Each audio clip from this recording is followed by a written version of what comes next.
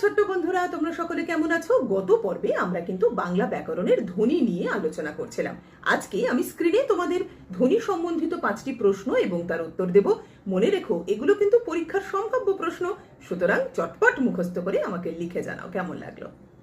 ধ্বনির দুটি প্রধান ভাগ কি কি? স্বরধ্বনি ও ব্যঞ্জন ধ্বনি। স্বরধ্বনির কয়টি ভাগ?